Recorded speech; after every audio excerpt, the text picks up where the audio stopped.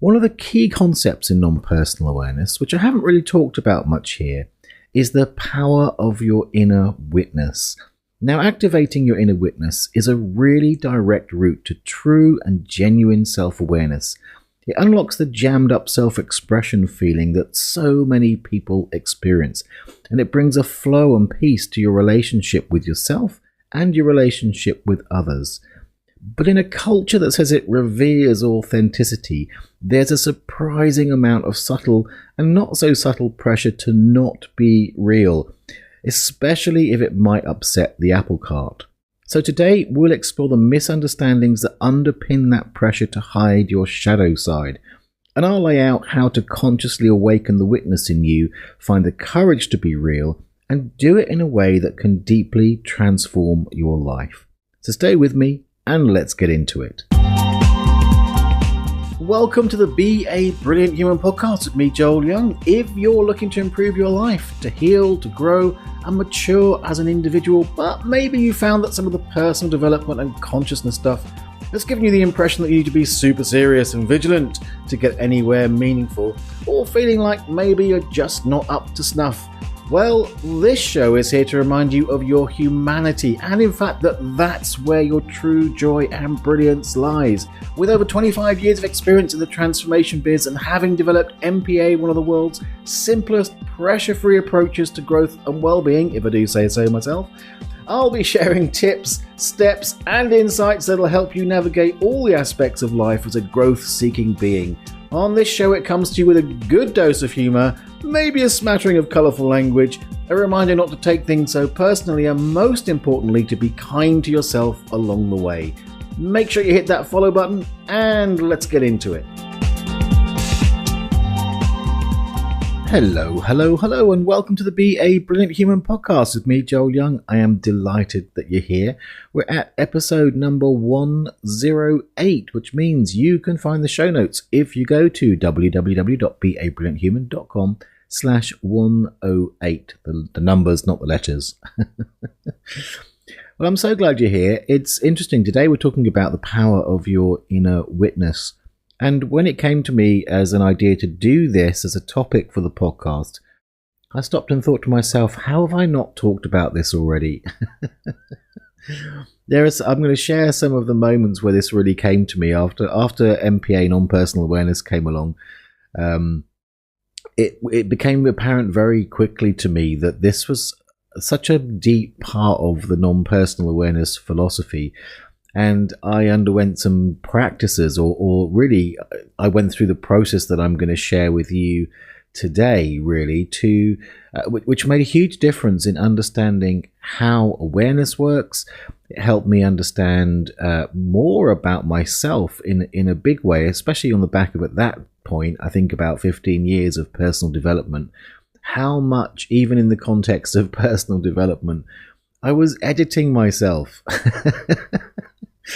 We're going to go deeply into that. I'm going to share a couple of stories with you. Most important, I think, what I want you to take away from today is, it's that thing where often I find in my client base and the people that I work with in groups and just encounter through the products that we sell, that, people find that when they're trying to discover, who am I really, there's a lot of stuff that gets in the way of them actually being real, not only, outside of themselves, but within themselves. And that's the key to it today, really, is we're going to talk about how you sort of, in a sense, give yourself true permission to be real and begin to allow yourself to start expressing what you're really feeling in all sorts of different contexts. And there's an amazing power that happens when you start to do that in a conscious way. And I'm going to define the difference between doing that consciously and unconsciously, which brings sort of the speed and level of the awakening process, if you want to call it, the awareness process. It brings more flow into your life and all that good stuff. So the way I'm going to do it today is we're going to talk to start off with about what generally happens, what are the mechanisms that go on that mean we end up editing ourselves, even when we say that we're doing self-awareness work. And then I'm going to talk a bit more about what is What is the witness? What does that mean? And what is the powerful impact of it when you do choose to have the courage to awaken it within yourself? So I hope you enjoy this episode. Make sure, if you haven't already, that you hit that like, subscribe, follow button, whatever it is on the platform you're listening to. I'd love to have you join in that way. And of course, the more people that do that, the more it helps get this out to more people, because algorithms love that shit. So, and by the way, if you're new to me, I'm so glad. However you found us, I'm really delighted that you're here. There are 107 previous episodes to enjoy. The last two of which, if you're a regular, you'll notice were replays of some of the foundational episodes, because I've been on holiday. Hurrah!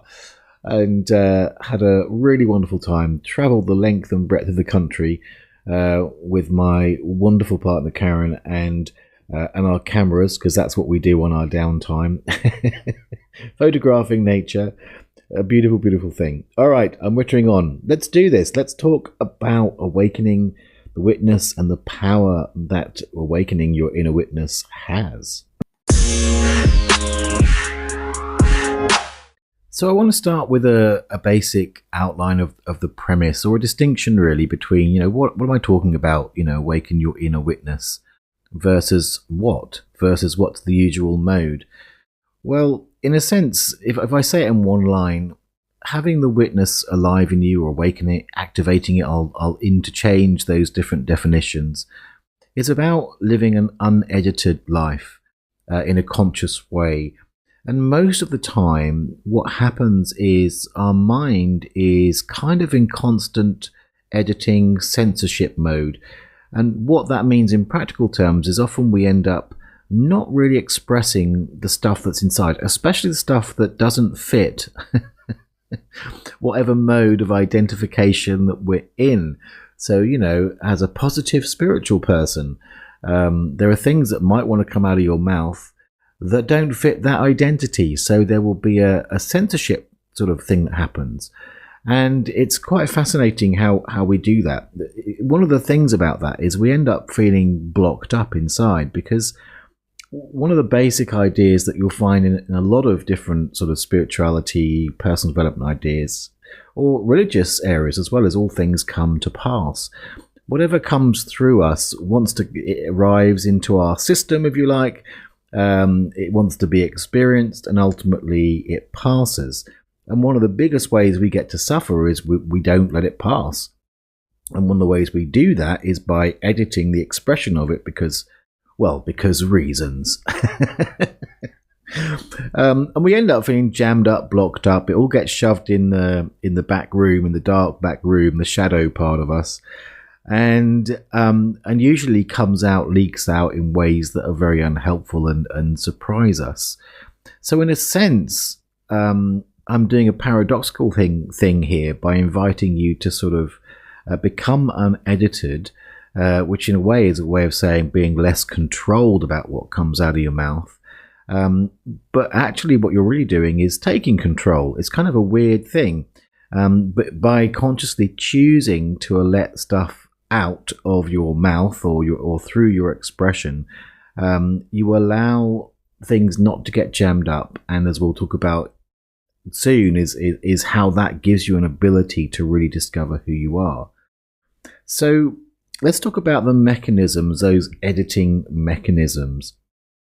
So if you've listened to the show for any length of time, or you know about non-personal awareness, and by the way, if you're new, I should give you that brief thing of what am I talking about non-personal awareness. Non-personal awareness is the name of the philosophy that underpins the NPA process, standing for non-personal awareness process, which is a 6-line simple spoken word process that on one level helps you stop taking things personally, but deeper than that, it helps you live a friction-free life. It's a bit like going from what I'd like to call Velcro world, where everything sticks to you, take everything personally, to Teflon world, where things are allowed to pass through, which is kind of what we're talking about today. Hence, having the witness alive in you is another way of looking at sort of taking nothing personally, because that editing thing inside is where you kind of put that internal Velcro on, So it starts to come up and then it gets stuck on your internal Velcro. And there are sort of a number of ways that we do that. The overarching thing that I was starting to talk about there is dogma, because dogma basically are these sort of religious-like ideas about what is right, what is wrong, how things should be, all that kind of stuff. So that's kind of the overarching thing is dogma. So if you have dogma running and something that is genuinely inside you wants to come out, it'll meet the dogma police. That's not allowed out. Can't have that. And so in various forms I break that down. It's kind of in a judgment, you could say. So it's the things, you should be this, or you shouldn't be that, or you ought to be this, or you ought not be that. So it can look like, let's say that, again, if we go back to the sort of the positive thinking brigade, okay, so if you've got some dogma around, every time you utter something negative, you create negative stuff in your life. That's kind of a dogma that you see a lot, all right? But the truth is you're a human being, and we're all about being a brilliant human. That means you have to acknowledge your humanity. And in the human, bish-bosh of life, someone might piss you off. It's just how it goes. And even though you've got that, well, I ought to be, spiritual and nice about it. I ought to have it processed out. I shouldn't be angry. I shouldn't think, nasty thoughts about that person. It just locks it all inside because it's already in you, right? It's already there. It's like, but it just ends up being shoved down inside, waiting to come out in some, either, through, depending on your various belief systems, it can show up as symptoms in the body if you sort of amass a bunch of unspoken stuff, or it can just come up out as leaky passive aggressiveness, which has got plausible deniability attached to it. But all that stuff, it just gets locked in. But the fact is, it's inside of you. So those inner judgments, I should be positive. And one of the ways we do that is this is where the editing comes in, is we change how we express it. So the pure energy of that, I'm pissed off with that person and want to say something nasty about them, for example, it might come out in a messy way. But what the editor does is it takes it, sort of crosses out all the nasty stuff, rephrases them positively, and and then expresses it as that was a challenge. Now, I'm not saying, I want to be really clear, that there aren't good times to consciously invoke that kind of inner editing. If you're on a program of shifting a habit, for example, that's a different thing. But if you're doing it based on some inner judgment or some dogma or an idea, and it's not actually the authentic expression, then the true energy of it never gets to be released. Because, and I don't know if you've had this experience where you do that positive reframing thing, and some part in the back of your brain is going, that's bullshit. That's a classic example of what's happened there, is you've shoved something in the shadow for some nice, tidy expression.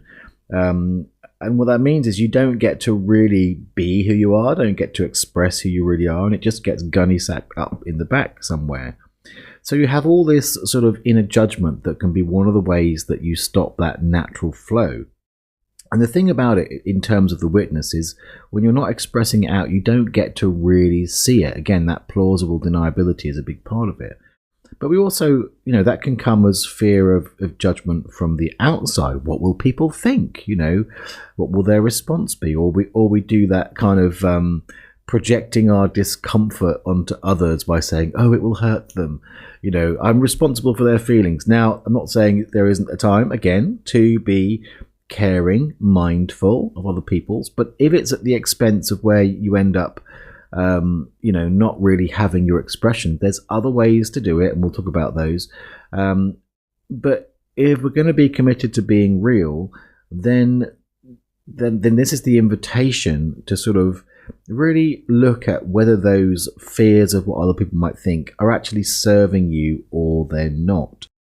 So it's important to look at what are the real consequences of that. And by the way, that kind of inner editing is so common.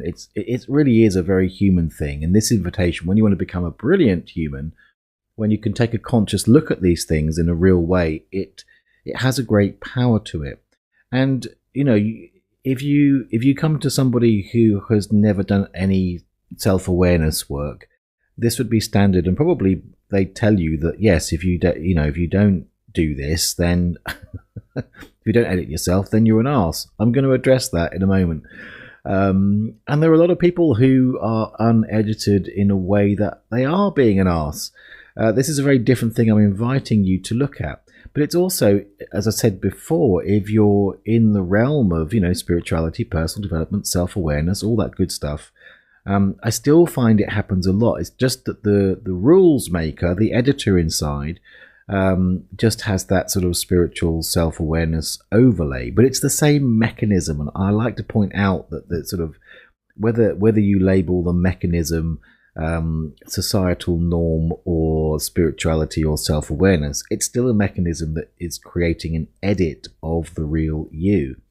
So again, in the polar sides of it, if you're in that realm of the non-spiritual or the muggles, and I hate that expression, but it's like that divine versus those that are on the awakening path, those polarities, they still bring in the same kind of limitations, just from a different angle. So whichever angle you're coming from, what's actually the consequence of being edited in your self-expression in a way that is based on those fear of inner judgment or outer judgment? Well, first up, you're hiding the truth. I know it's a bitter pill to swallow, but ultimately, if you think about it, that's what you're doing. You're hiding the truth from yourself. And because, let's face it, expression is self-confession. And, the power of confession is you get literally to witness what it is that is inside of you. And we kind of play this push-pull game of, yes, I'm being authentic, but I want to hide things from myself, or, as I've said, from others. And for again, those same reasons. I don't want to hurt them. They'll think I'm an idiot or a nasty person, and it goes down to survival strategies and all sorts. But if you're committed to being real, to being authentic, and if you tell people that you're authentic and committed to being authentic, then let's be real and say that if you are editing your expression, you are hiding the truth of you. And, I hear people all the time say, oh, I just want to be myself. I want to be me. In my family, I was never allowed to be me. So did you hide the truth? Did you hide the truth of you because of some potential consequence? Well, ultimately, if you want to be self-empowered about it, you have to face up to that fact that you chose to hide the truth. I'm not saying it would have been scary, or certainly when you're younger, there are, in certain situations, definitely times where those survival strategies are called that for a very good reason. But in general, it's just an invitation to really admit that to yourself. And again, that's true even in the context of doing process work or in therapy or in inquiry. Even in those situations, that there can be a lot of editing, even though you've paid good money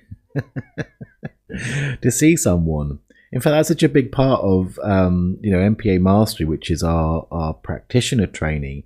It's such a passion of mine. At the core of that training really is the invitation for the practitioner to do everything in their power to create a space where editing is minimal from the client.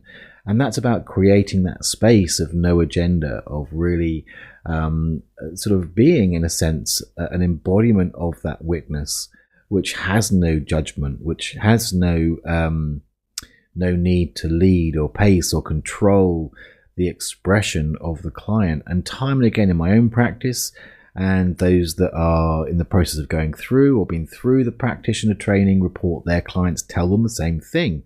It's like the first time I was actually allowed to be me, even in therapy, even in any form of coaching or any form of alternative or complementary practice of any kind.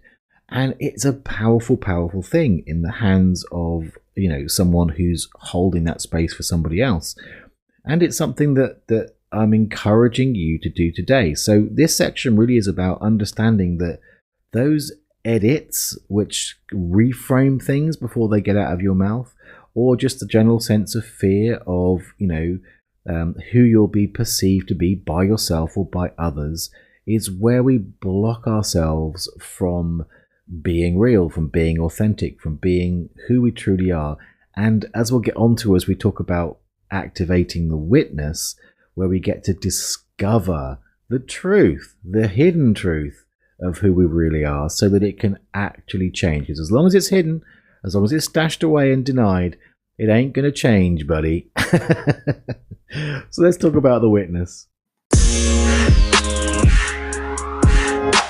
Okay, so activating the witness is really a matter of commitment. Now, in episodes 101 and 102, which I'll put as related episodes in the show notes at www.beabrillianthuman.com/108, I talk about the power of commitment. So the commitment you need to make here, if you want to activate that witness inside you, is the commitment to being unedited, to be unself-conscious about your expression, about what comes out of your mouth, about letting what comes to the surface, make it, past the throat before it gets gulped back down and allowed to flow through. Now, I said in the intro, this takes courage. It does take courage because you will be bucking the trend of censorship. And, that's not censorship in the world, although that's pretty rife right now. But that inner censorship. And what it gives you is the power of awareness. Because when you do allow things to come out, it's like you get to see it. I mean, one of the ways I'm going to suggest you do this is journaling. Journaling's great because you're writing things down, whether you're typing on the computer or writing it into an actual journal. You get to see what's come out. You get literally that is an embodiment of invoking the witness. And awareness is a really powerful thing. I'll talk about that in a moment. But what you do when you do that is it is a process of discovery. Commitment to letting it come out is a commitment to really seeing, experiencing, hearing who you really are, not in the kind of the who you really are on a spiritual deep level, but what's actually inside that hasn't been allowed to pass yet. And there's a wonderful process that you undergo when you begin to commit to that. But before we get into the mechanics of why that's powerful in terms of awareness, how that links to actual transformation, I'm going to give you a couple of stories. One is I'm going to tell you about my experience of this post-divorce. But first I want to sort of give you a piece of a story that I love from a wonderful book called Women Who Run with the Wolves by Clarissa Pinkola Estes, who's a storyteller. And she's sharing some of the old traditional stories, all of which have tremendous teaching power. And she talks about it in Jungian terms of the meanings of it. But Vasilisa really is the story of, it's kind of the Cinderella story, but the original kind of Russian version where it was born. This is before, it was tidied up for Disney, sugar-coated. In the old days, these stories were rough and raw. Teaching about the non-innocence of life and the true thing. But so Vasilisa is basic Cinderella. So she's got her ugly sisters and her stepmom, and she is in this state of total innocence. And her stepmom and her sisters want to get rid of her, so they send her out. They have this thing where they have a fire in their house.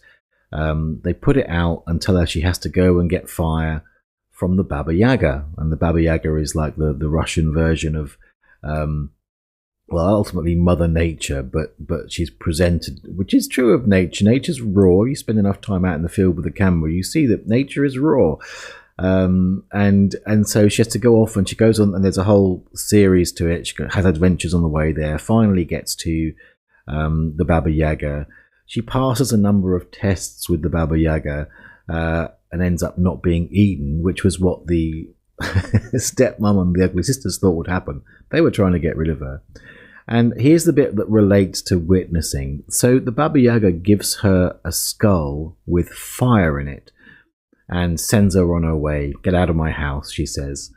And the skull and the fire represent the witness. She can now see the truth, where before she was all innocent and had a rose-tinted glasses and couldn't see that these were, manipulative assholes who didn't really love her.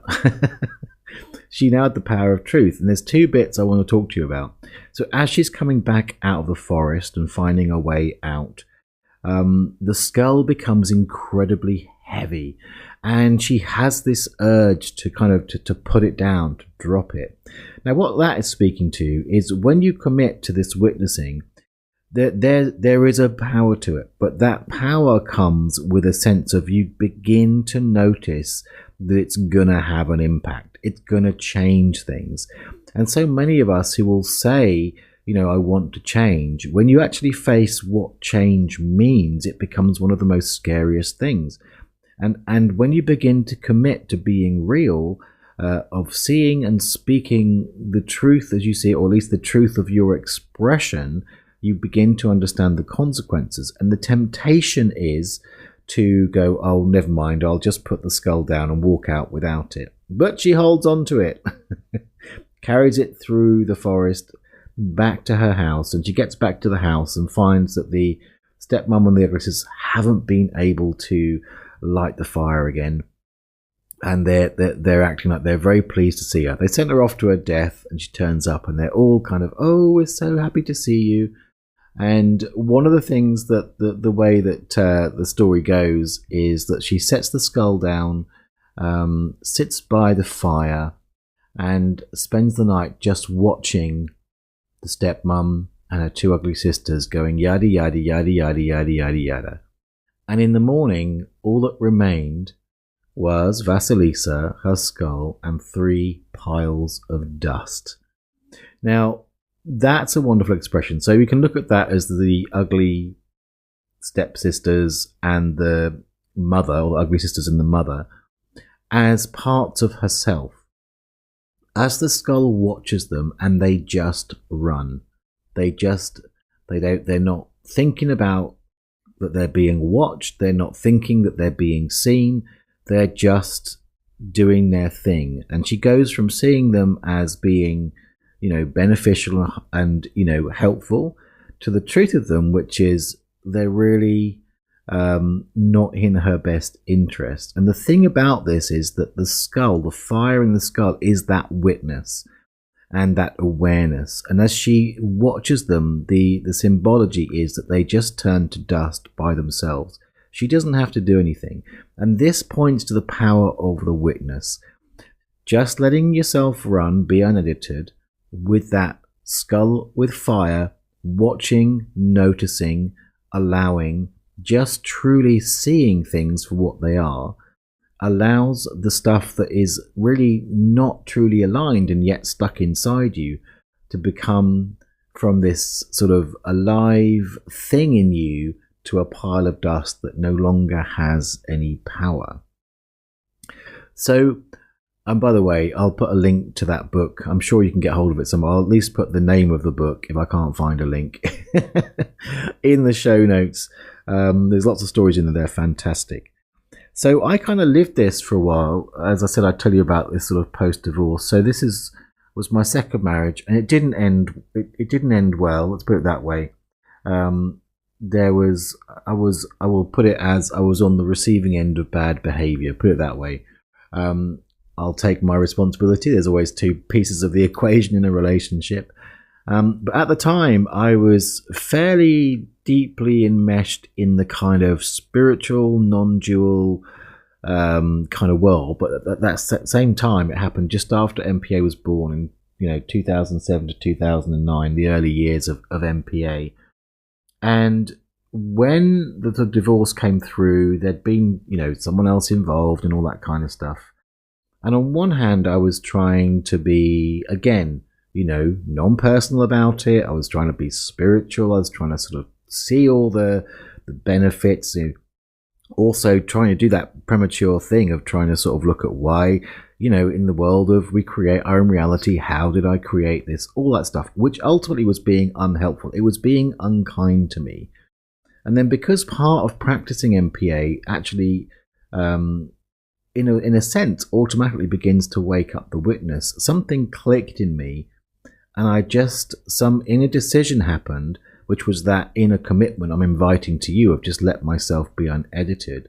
And I just started to let things flow out, not caring about my spiritual image in the community I was in, not caring about those things, and just going, this is the truth of how I feel. And saying, a lot of not really spiritual or nice things about my ex. It was literally all of that stuff that was balled up inside coming out of me. And bless her, I had a friend called Melanie, and rest her soul now, she's passed on. And she said to me, because she understood that other people around me were trying to get me to reframe it and to process it out and do this stuff. And I think she saw that I just needed a little bit of time just to allow myself to be in the expression of the raw pain of it. So she said, I'll be your evil friend. Just tell me everything. And I had this period of just letting myself say all sorts of things that in a way I hadn't allowed myself to honor that was part of what was in me. And I had the direct experience of being like in the witness of, it was like, and this is a way I'm going to recommend you do it. It's like stepping into the third person. Oh, look, there he goes again, whinging about this. Oh, look, there he goes again being a victim. Oh, there he goes again, just spitting vitriol about her. And in that conscious decision to watch, just let that stuff, that shadow in me come out. Exactly what happened in Vasilisa. This is why I love that story, because I could relate to it as I had this experience. It just kind of burned it up as it came out. Each time it flowed out of me, or over time, I just watched it and I noticed. And that stuff just kind of burned away until, rather than forcing myself to try and reframe things and shove things into the shadow, I felt after a while of just letting myself do that, very clean and very healed from the experiences of that relationship. And yes, the lessons came along, the understandings of self-responsibility came along. And in fact, I would say it happened a lot quicker and allowed me to be much clearer, and also clearer on some of that shadow stuff inside of me that would probably been driving the show anyway. But it was an act of letting myself be real, not in a nice way, but in a just letting it flow kind of way. So as we wrap this up, I want to talk a little bit about, what are the positive consequences of doing that, and how does that mechanism work? But first, let's talk about, I said, the difference between doing this in a conscious way versus the unconscious, unedited version. So let's start with the unconscious version. So a lot of people say, I'm just being real. And they're sort of, again, I talked about, in my experience, spitting vitriol. They do it in a way that is actually identified. They think that's who they are, and they kind of they buy into it. And there's an interesting difference between when you're consciously witnessing. The aware part of you understands that there's just an expression happening, and doesn't look at it in terms of that's the truth of me, the person. This is the expression of the energy coming out. Whereas when you're being an arse, which is the unconscious version, you're just telling yourself it's okay to be this person that just spits vitriol, or you genuinely believe that that I am the victim and I'm entitled to my my stuff. Do you understand the difference? It's a very different thing. Whereas the witness has that kind of awake, aware, noticing quality about it. And as I said, the sort of non-personal view is to sort of have that third person awake. Again, as I said before, it's like, oh, there he goes again. It's like, it's not me standing in the identification of it. It's allowing it to pass and standing in the awareness of, the non-judgment mental space, because that, oh, there he goes again, isn't, oh, there he goes again, and that's bad. It's like, look at that. How interesting. Look at that. How noticing, rather than, either going into the righteousness of the arse. Yes, I'm absolutely right. Yes, she's a bitch. She's terrible. It's really true. It's like, oh, there he goes again, running the story of victimhood, saying that she's a bitch and that he's justified. There's a whole different energy about that, and that's what makes the difference. And also, when you're going into it consciously, you sort of go into it, again, I said with a commitment, but there's kind of an intention.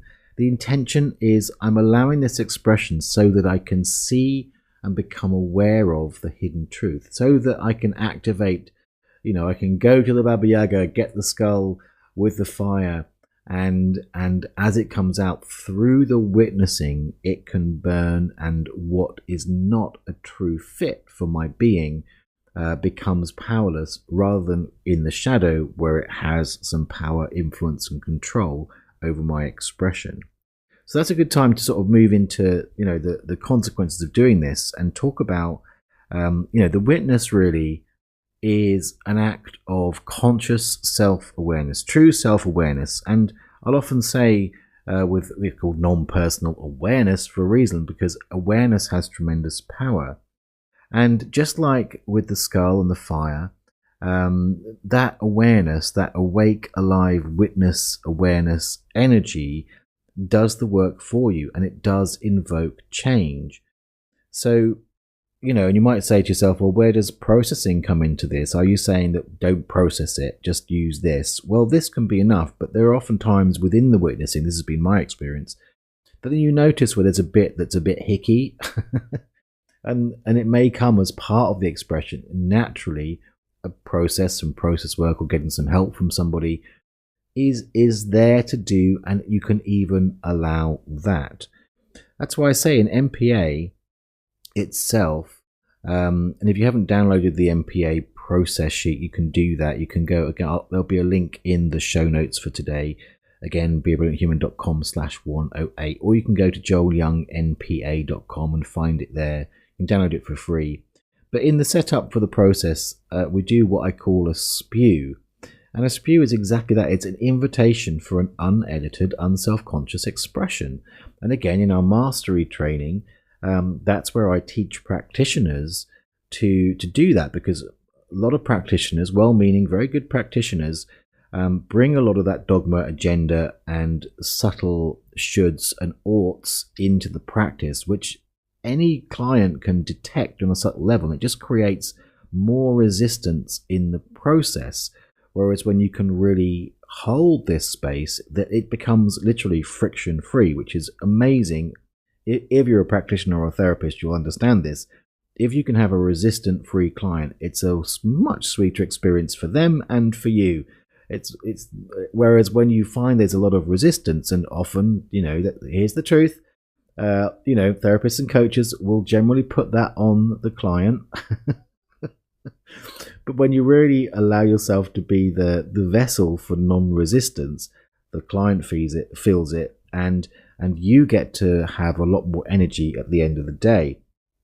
And again, I'll now have to link, or I will link, MPA Mastery in the show notes if you're interested about it. If you're interested, if you are a practitioner or thinking of becoming a practitioner, get in touch. We're running the next one in February 2022. And you can find, if you go to what's the link, www.thempaacademy.com/MPA Mastery, you can book a call with me, have a chat about it if that's something that you're interested in. So I was talking about awareness. I got off track. Oh yeah, and how processing helps. So processing can come along in its own time and can help with the sort of bumps in the road. But fundamentally, it's that sense of witnessing invokes the change engine of awareness. And when you commit to this, as I have in my life, and the specific beginnings of that I told you in the story, it's a powerful thing. And I've noticed for myself, it really over the years, it's completely transformed not only my relationship with myself and others, but how I understand the best way to mature that relationship with yourself, because you start to get really honest and real, because you stop hiding shit. Literally hiding the shit stuff. It comes out, you see it, and the rest of it. Now, there are nuances to this. Again, if you don't want to be an arse, there's ways to witness it and do it in a way that isn't necessarily directly confrontational. It doesn't always have to be about, saying that stuff to them. I didn't with my second marriage. It wasn't about saying it to my ex-wife. It was about me hearing it for myself. So again, if you have someone who's willing to be your evil friend, and by the way, in that circumstance, it's not about them saying, oh yes, you're right, and doing that externally, doing what I said to be an artist, which is to sort of vindicate it. It's holding that space of, I hear that this is just an expression to be seen. But journaling is also a great way to do that. So whether you sort of open up a document on your laptop or your device and just type away, let it run, or whether you do it in a journal, that's one way where you do literally get to witness it because you see it. But again, the same process applies where it needs to be a commitment to not editing, to not cleaning it up before it gets out onto the page. All right, well, do let me know. How are you going to invoke the witness? Have you had this experience? If you're watching on YouTube, there's a perfect place underneath in the comments where you can leave me a comment. Let me know about it. And if you're listening on a podcast platform, you can always hop over to social media. You'll find me at, on Facebook. Just search for MPA Rocks. There'll be a post there with the with comment places. On Instagram too, you can comment there. Or, you can get in touch via the website, www.beabrillianthuman.com. And you can even leave me a voice message there. I'd love to hear from you. I hope you'd enjoyed this show. It's been episode 108, and I will see you next week. Thanks so much for listening. If you've enjoyed this show, I'd love you to do me a solid and tell someone about it. They can find us on Spotify, Apple, Google Podcasts, and most other podcast platforms. Plus, if you visit the website, www.beabrillianthuman.com, you can share the show notes to social media and make my day. Also, make sure you hit that follow button, and if you haven't yet downloaded the MPA process sheet, head on over to joelyoungmpa.com and get your free copy today. Big love, and see you next time.